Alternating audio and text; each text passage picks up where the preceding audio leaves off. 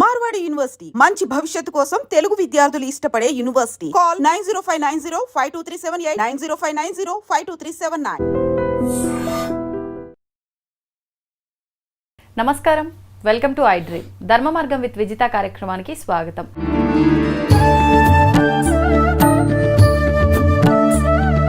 ప్రస్తుతం మనతో పాటు ఉన్నారు ప్రముఖ జ్యోతిష వాస్తు పండితులు బ్రహ్మశ్రీ అన్నవరపు తిరుపతి మూర్తి అవధాని గారు. ఇప్పుడు గురుగారితో మాట్లాడదాం. నమస్కారం గురుగారు. ఓం శ్రీ మహాగణాధిపతయే నమః. గురుగారు, శ్రీరామనవమి రాబోతోంది. శ్రీరామనవమి అనగానే ఆ రోజున రాముల వారి జన్మదినంగా మనం భావిస్తాము. కానీ ఆ రోజున రాముల వారి కళ్యాణం చేస్తూ ఉంటారు. రకరకాల అంటే పట్టాభిషేకం జరిగింది ఆ రోజే అని చెప్పి పట్టాభిషేక మహోత్సవము జరుపుకుంటూ ఉంటారు. రకరకాలుగా విధి విధానాలు ఆచరిస్తూ ఉంటారు. అసలు ఏంటి శ్రీరామనవమి విశిష్టత ఏంటి? మనం ఎటువంటి విధానాలు ఆచరించాలి ఆ రోజున? వసంత నవరాత్రులు అని కూడా వీటికి పేరు. మనకు శ్రీరామనవమి వచ్చినప్పుడు ఆ రాముడు వారి యొక్క వైభవం మనం భద్రాచలంలో చూడాలి. అలానే ఇటు ఒంటిమిట్ట, తిరుపతి దగ్గర ఉంటుంది ఒంటిమిట్ట. అక్కడ మనం కడప దాటిన తర్వాత ఉంటుంది అది. అక్కడ ఆ ఒక రాముడు వారి కళ్యాణ వైభవం మనం చూడాలి. అంతంత దూరం మనం వెళ్ళలేం కాబట్టి మన ఇళ్ళ దగ్గర కూడా ఈ పందిర్లు వేసి చక్కగా ప్రతి దేవాలయంలో చేస్తూ ఉంటారు. ఇళ్ళ మధ్య పందిర్లు వేసి చేస్తూ ఉంటారు. మన ఇళ్లలో మాత్రం మనం ఏమీ చేయట్లేదు. అంతటా ఉన్నటువంటి రాముడు మన ఇంట్లో ఉండడా? ఉంటాడు. అందరినీ కాపాడేటువంటి రాముడు మనల్ని కూడా కాపాడతాడు. భద్రాచలమో ఒంటిమిట్టో లేదంటే మన ఇంటి దగ్గర దేవాలయానికో పందిరిలోకో వెళ్ళి కళ్యాణం చేసుకుంటే మాత్రమే కాపాడతాడా? లేదుగా. మన ఇంట్లో మనం చేసుకునే ప్రశాంతంగా కాపాడతాడు. మన ఇంట్లో మనం చేసుకోవడానికి ఏదో ఒక కారణం చేత ఇబ్బందులు వస్తున్నాయి కనుక మనం పందిర్లకు దేవాలయాలకు వెళ్తున్నాం. ఆ టయానికి మన ఇంట్లో చేయించడానికి ఎవరు దొరక్కపోవటమో ఇవి ఉన్నాయి కాబట్టి. పంతులు గారులు ఎవరు దొరకలేదు కాబట్టి నేను కళ్యాణం చేయించుకోలేకపోతున్నా నేను బాధ అక్కర్లేదమ్మా. శ్రీరామ రామ రామేతి రమే రామే మనోరమే సహస్రనామ తత్తుల్యం రామనామ వరాననే. ఈ చక్కగా ఈ శ్లోకం స్వామివారికి అనుగ్రహం వల్ల మనకు చేరింది. ప్రతి ఒక్కరూ శ్రీరామనవమి రోజునాడు ప్రాతకాలంలో నిద్రలేచి దంతదావన్యాది కృత్యాలన్నీ కూడా నిర్వర్తించుకున్న తర్వాత చక్కగా రాముడి వారి పట్టాభిషేకం ఫోటో మీకు నేను ఒక ఫోటో అయితే ఇస్తా. బహుశా ఆ ఫోటో గూగుల్లో ఎక్కడ దొరకదు. గూగుల్లో ఎక్కడా కూడా ఫోటో రాముడి వారి పట్టాభిషేకము అని అంటే ఆ పట్టాభిషేకం నిర్ణయమైనటువంటి ముహూర్తం ఎక్కడ జరిగింది, జరిగినప్పుడు ఎవరెవరు ఉన్నారు, ఉన్నవారు ఎవరెవరు, ఏ పక్కన ఉన్నారు, ఎంతమంది ఉన్నారు, వాళ్ళ పేర్లతో సహా శ్లోకం ఉంటుంది. వాళ్ళు మాత్రమే ఆ గ్రూపులో ఉంటారు. ఆ ఫోటో మీరు గూగుల్లో కొట్టినా రాదు. ఇప్పుడు నా నుంచి బయటకు వస్తే అది ఎవరైనా గూగుల్లో అప్లోడ్ చేస్తే ఆ ఫోటో గూగుల్లోకి వెళ్ళాలి. మీరు ఎలా సంపాదించారు? ఈశ్వర కృప. మా నాన్నగారి ద్వారా వచ్చింది. మా నాన్నగారు 24,000 శ్లోకాల రామాయణాన్ని కొన్ని వందల సార్లు పారాయణ చేసి రాముడి వారి అనుగ్రహాన్ని పొంది ఉన్నారు. భద్రాద్రి రామాలయంలో ఆ దేవాలయంలో రామాయణ పారాయణ ప్రపంచంలో మొట్టమొదటి పోస్ట్ మా నాన్నగారిది. పిలిచి ఇచ్చారు ఆ రాముడి వారి అనుగ్రహం. 24,000 శ్లోకాలు అలా అనార్గలంగా నాన్నగారు పారాయణ చేస్తారు. ఆ రాముడి వారి యొక్క అనుగ్రహంతో సుమారుగా ఒక 30 సంవత్సరాల క్రితం నాన్నగారి దగ్గరికి ఆ చిత్రపటం వచ్చింది. అది ఒక నెల 15 రోజుల క్రితం నాన్నగారి దగ్గర నుంచి నాకు వచ్చింది. మీరు గూగుల్లో చూసినా అది లభ్యం కాదు. శ్రీరామనవమి వస్తుంది కాబట్టి ఆ ఫోటో అయినంత మంది ఇళ్లల్లో ఉంటే అందరికీ కూడా యోగక్షేమాలు కలుగుతాయి. కాబట్టి ప్రతి ఒక్కరికి కూడా ఆ ఫోటో ఆ శ్లోకంతో సహా ఇస్తే దానిలా ప్రేమ కట్టుకొని ఇంట్లో ఉంచుకొని ఆ శ్రీరామనవమి రోజు నాడు ఆ రాముడి వారికి అక్కడే చక్కగా కూర్చొని రామాయణం ఎంత వీలైతే అన్ని శ్లోకాలు, సంక్షిప్త రామాయణం చెప్పచ్చు, బాలరామాయణం పారాయణ చేసుకోవచ్చు, వాల్మీకి రామాయణం పారాయణ చేసుకోవచ్చు, సుందరకాండ పారాయణ చేసుకోవచ్చు, ఏది వీలైతే అంత.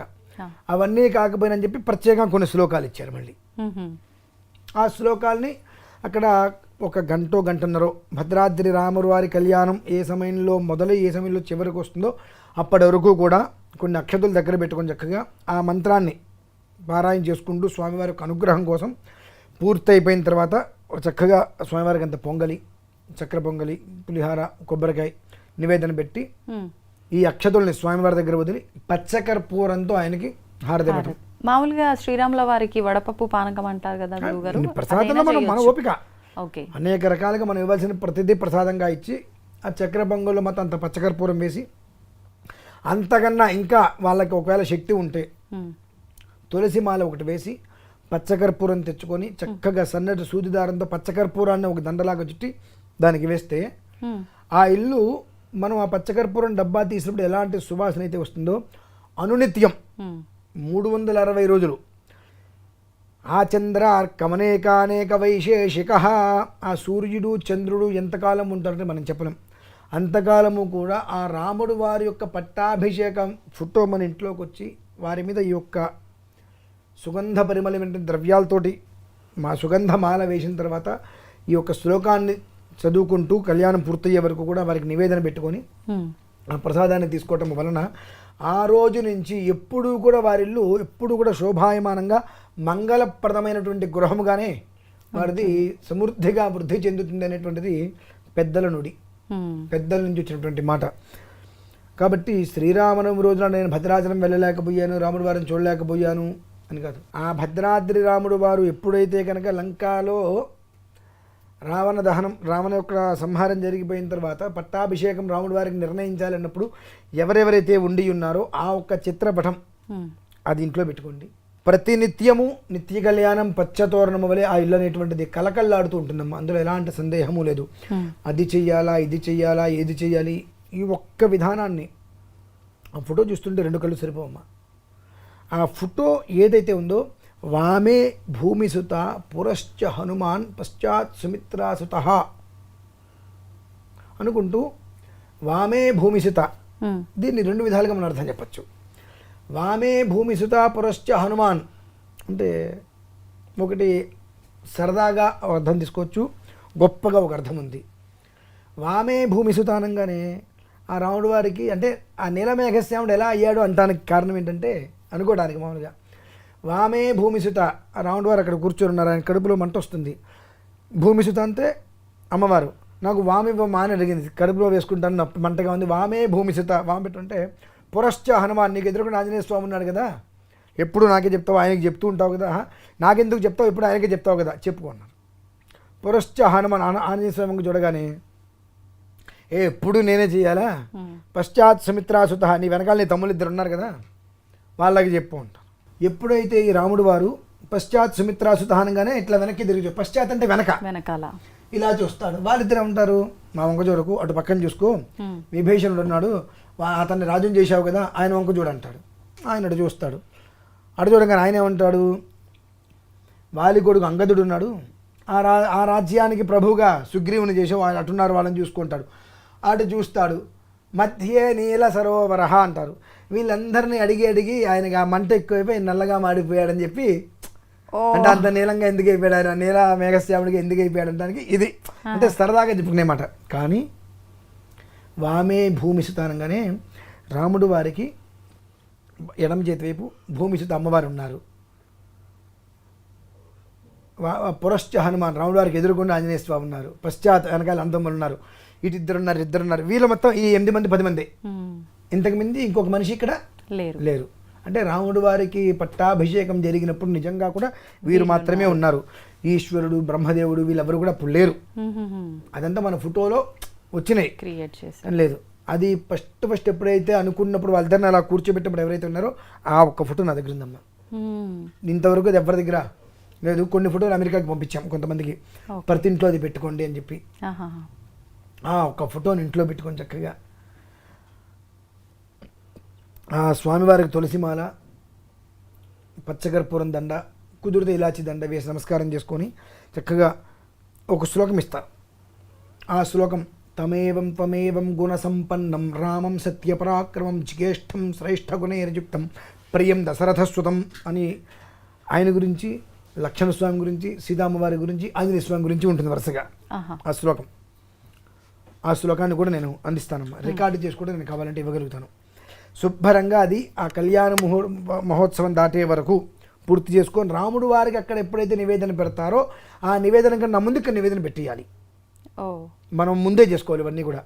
రాముడు వారికి అక్కడ నివేదన పెట్టేస్తారు, ఇంకో 5 నిమిషాలు అనక ముందు ఇక్కడ మన ఇంట్లో కొబ్బరికాయ కొట్టి నివేదన పెట్టేసుకొని పచ్చకర్పూరంతో హాయిగా స్వామివారికి హారతిచ్చి హాయిగా భోజనాలు చేసుకొని సాయంత్రం సమయంలో అక్కడ కూర్చొని విష్ణు సహస్రనామ పారాయణ. ఇంకొకటి అక్కర్లేదమ్మా. రోడ్డు మీదకి వెళ్ళాలి, అక్కడ కూర్చోవాలి, ఎంత వస్తూ ఉంటుంది బా విసుకుంటూ చికాకు పడుతూ వాళ్ళు రాలేదు వీళ్ళు రాలేదు ఇచ్చే మా చేత అక్షతలు చేయించలేదు, ఇవన్నీ ఏమి అక్కర్లా. సాయంత్రం విష్ణు సహస్రనామం అయిన తర్వాత ఉదయం ఏవైతే అక్షతలు పెట్టుకుని అక్కడ అర్చన చేసి వదిలిపెట్టామో ఆ అక్షతల్ని ఆ ఇంటి పెద్ద ఆయన శిరస్సు మీద వేసుకొని ఆ పిల్లలందరూ భార్య పిల్లలందరి మీద నెత్తి మీద వేసినట్లయితే ఆ రాముడు వారి యొక్క అనుగ్రహం ద్వారా ఆ కుటుంబం అంతయు కూడా సస్యశ్యామలంగా నిరంతరం శోభాయమానంగా ఉంటుందమ్మా. అంత విశేషమైంది శ్రీరామ నవమి కాబట్టి అక్కడికి వెళ్ళలేదు ఇక్కడికి వెళ్ళలేదు, అయ్యో నాకు రాముడు వారి అనుగ్రహం ఇవ్వలేదని కాదు. నీ ఇంటి రాముణ్ణి, నీ ఇంట్లో రాముణ్ణి, కురువైన వైకుంఠ రాముణ్ణి అర్చన చేసుకో చక్కగా. ఎక్కడికో వెళ్ళాల్సిన అవసరం లేదు. నీ ఇంట్లో నువ్వు పూర్తి చేసుకున్న తర్వాత నీకు సమయం ఉంటే అప్పుడు దేవాలయానికి ఎక్కడికి వెళ్ళి నమస్కారం చేసుకొచ్చి, వెళ్ళకపోయినా వచ్చే నష్టం ఏమీ లేదు. భరంగా నువ్వు ఇంట్లో చేసుకుంటారుగా. కానీ చాలా మంది అరే ఇవాళ పండగ పూట ఆలయానికి వెళ్ళలేకపోయానని చెప్పి ఇబ్బంది పడుతూ పండగ పూట వెళ్ళాల్సిన అవసరం లేదు. ఎందువల్లనంటే రోజు దేవుడు కదా ఆయన, రోజు ఎందుకల్లో పండగ పూటే దేవుడా అంటే అలా ప్రత్యేకమైన రోజు కదా. ఏంటండి ప్రత్యేకత? ఎక్కడ ప్రత్యేకత? పండగ రోజు అంటే ప్రత్యేకంగా తోసుకుంటూ వెళ్తాం. ఈ లోపు ఎవరి నుంచి తోసేస్తారు, అక్కడ తిట్టుకోవడమేగా వాడిని. మమ్మల్ని దేవుడిని చూసుకొని పండగ రోజు నాడు మేము వచ్చాం ఇదేంటో వాడిని తిట్టుకోవటమే. మనం విడి రోజుల్లో కూడా దేవుడేగా. నువ్వు విడి రోజుల్లో వెళ్ళి ఆయన మొహం చూస్తే ఆయన నిన్ను చూస్తాడు. పండగ రోజు నాడు ప్రత్యేకంగా వెళ్తే నువ్వు ఆయన చూడలేవు, ఆయన నిన్ను చూడలేడు. వెళ్ళామనేటువంటి ఒక తృప్తి. ఈ లోపు తిట్టుకోవడం తప్ప ఏం లేదు. కాబట్టి ఆ పండగ రోజైనా సరే నీ ఇంట్లో ఉన్న రాముని విశేషంగా కొలుచుకో. పండగ ముందు రోజో పండగ తర్వాత వెళ్ళి నమస్కారం చేసుకో. అది చాలా శ్రేయస్కరం. అంతమందిలో తోసుకొని అక్కడికి వెళ్ళి కళ్ళు మూసుకొని ఆయన మనం చూడలేక మనల్ని ఆయన చూడలేక ఎందుకు వచ్చింది తిప్పలు. ఆగి ఇంట్లో ఉన్నటువంటి మూలరాముడు, వైకుంఠరాముడు, గృహరాముడు, ఇంటి రాముడు, నీ రాముడు ఉన్నాడుగా, ఆయనకి చక్కగా నీకు నచ్చినంతసేపు అంగరంగ వైభవంగా ఆ నీలమేఘశ్యాముడిని అంగరంగ వైభవంగా అలంకారం చేసుకో. ఆ ఫోటోకి ఎలా అలంకారం చేసుకోవచ్చు అలా అలంకారం చేసుకో. గంధ పుష్ప దీప నైవేద్యాలతో ఆ గుళ్ళోకి వెళ్ళి ఆ క్యూలో నిలబడి.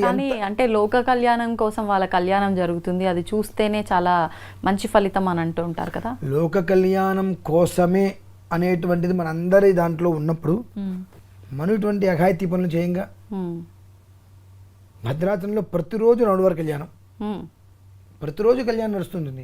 ఆ ప్రతిరోజు కళ్యాణాన్ని ఎందుకు చూడదలుచుకోవట్లా అంటే ప్రతిరోజు లోక కళ్యాణం కోసం కదా, ఆయన కళ్యాణం కోసమా అంటే ఆ రోజు మాత్రమే లోక కళ్యాణం. మనకు ఉండేవి ఎలా ఉంటాయంటే అమ్మా, కొన్ని ఈరోజు చేస్తే ఇంత ఫలితం వస్తుంది, లేకపోతే ఇంతే ఫలితం వస్తుంది, అదే ఫలితం రాదు. ఫలితం వస్తుంది అంటే ఎప్పుడు చేసినా ఒకటే ఫలితం వస్తుంది. ఫలితం అనేటువంటిది ఎంత రావాలో అంతే వస్తుంది. మీ దగ్గర 10,000 రూపాయలు ఉన్నాయి, 10,000 పెట్టి అన్ని శనగలు కొనుక్కున్నారు, కింద పోశారు, దాని మీద అటు ఇటు దొరలండి, ఎన్ని అంటుతాయి ఒంటికి? ఆ 4-5 అంటుతాయి. 10,000 పెట్టి మనం కొన్నాం కదా, మన వెంట అంటుతాయా? అంటే ఎంత మనకు రావాలో అంతే వస్తుంది ఎలా చేసినప్పటికీ కూడా. ఆ ఎలానో ఎక్కడికి వెళ్ళి వాళ్ళ ముందు ఇరికి కూర్చొని నువ్వు పడతావు నువ్వు పెడతావు, నాకు కొబ్బరికాయ కొట్టనివ్వట్లేదు అది కొట్టనివ్వట్లే అనే బదులు నీ ఇంటూ హాయిగా చేసుకోవచ్చు. నీకు అవకాశం ఉందిగా, నీకు చక్కటి అవకాశాన్ని ఇంటూ ఉండడానికి నీడని అన్నీ ఇచ్చింది ఆయనేగా. కాబట్టి ఆయన ఇంట్లో అర్చన చేసుకో.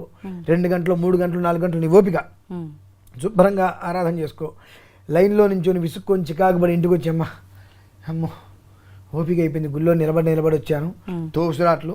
ఇక అక్కడి నుంచి వాళ్ళ మీద వీళ్ళ మీద పితరులు చెప్పుకోవటం, చూసిన పుణ్యం మొత్తం పోయింది, గుళ్ళోకి వెళ్ళిన పుణ్యం మొత్తం పోయింది. అక్కడ వాళ్ళ మీద వీళ్ళ చెప్పుకున్నట్టు ఆ పాపం మొత్తం మూట కట్టుకుంటాం. అవసరం అండి మనకు.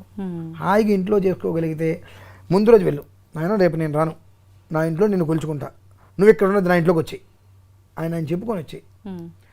ఈరోజు వెళ్ళొద్దు, మర్నాడు మళ్ళీ వెళ్ళు, నాయన నువ్వు నా ఇంటికి వచ్చావు, అంగరంగ వైభవంగా నేను పూజ చేసుకున్నా, ఇవాళ మళ్ళీ నువ్వు నీ ఇంటికి వెళ్ళిపోయి ఇంకా మళ్ళీ గుళ్ళోకి వెళ్ళిపో, అందరి కోసం నువ్వు ఉండాల్సిందేగా. ఆయన ఎట్లాగో మన ఇంట్లోనే ఉంటాడు, అక్కడ సెకండరీ. మన బాధ్యత మనం నెరవేర్చుకోగలిగితే అంతకు మించిన ఇది కావాల్సింది ఉందమ్మా. అక్కడ నిలబడి తోసుకొని నన్ను చూడనివ్వలేదు అని చెప్పి ఆ ఒక్కరోజు చూసేస్తే అనంతమైన పుణ్యం వస్తుందా? ఎవడమ్మా చెప్పింది? బుద్ధి జ్ఞానం లేకపోతే సరే. ఒక్కరోజు శ్రీరామనవమి రోజు నాడు ఆదివారం చూస్తే అనంతమైన పుణ్యం వస్తుంది, వీడు చేస్తే మోక్షానికి వెళ్తాడా? లేకపోతే వీడికి స్వర్గం రాదా?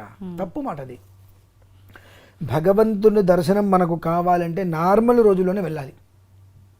ఎవ్వరు ఉండరు, హాయిగా ఆయన దగ్గరికి 2 నిమిషాలు నమస్కారం చేసుకొని మన కష్టసుఖాలు ఆయన చెప్పుకోవచ్చు. నీ కష్టసుఖాలు ఏంటని మనం అడగచ్చు. అంతటి జనాల్లో వెళ్తే ముందు మనకు దేవాలయంలోకి వెళ్ళగానే ప్రోటోకాల్ కావాలి. అయితే ఎవరో ఒకరికి ఫోన్ చేసి మమ్మల్ని తొందరగా తీసుకెళ్ళిపోమని చెప్పాలి. గుడిలోకి వెళ్ళటం వరకు తెలియదు దగ్గర నుంచి ఎవరో ఒకరిని పట్టుకొని ఎట్లా వెళ్ళిపోవాలి, ఎట్లా రావాలి. ఇంక ఎందుకు దండగా ఒక సినిమా హాల్కి వెళ్తే మీరు ఎవరో ఒకరిని పట్టుకుని లోపలికి వెళ్తారా? అదేంటండి అంటే దేవుడి పిచ్చివాడా, ఊరికే తేరగా దొరికాడా, వాళ్ళని వెళ్ళి పట్టుకొని సిఫార్సు చేసుకుని లోపలికి వెళ్ళిపోతే మనకు పుణ్యం వచ్చేయాలి. 300 పెట్టి 400 పెట్టి టికెట్ తీసుకుంటే వాళ్ళందరినీ బయటికి వదిలి లోపల మొత్తం బాగు చేసి ఒక్కొక్కరిని మళ్ళీ 1,00,000 పరీక్షలు చేసి ఒక్కొక్కరిని వెళ్ళమంటే కదా వీళ్ళు వెళ్ళి దిక్కులేదు లోపలికి. ఎవరి చేత ఫోన్ చేసినా వీళ్ళు వెళ్ళలేడు. ఎక్కడ ధర్మం అండి? మనం చేసేది చక్కగా చేస్తే మనకు వచ్చేది అంతగానే వస్తుంది. కాబట్టి ఎవ్వరూ గుళ్ళోకి వెళ్ళొద్దు అని నేను చెప్పను. ఇరుక్కుంటూ కొట్టుకుంటూ హడావిడిగా వెళ్ళేదానికన్నా ఆ రోజునాడు నీ ఇంట్లో కన్నుల పండంగా చేసుకో, సంతోషంగా ఇల్లు మొత్తం పచ్చదోరణం చేసుకో, హాయిగా చేసుకో. అంతకుమించి కావాల్సింది ఉందమ్మా. ఓకే, అది విషయం. ధన్యవాదాలు గురుగారు.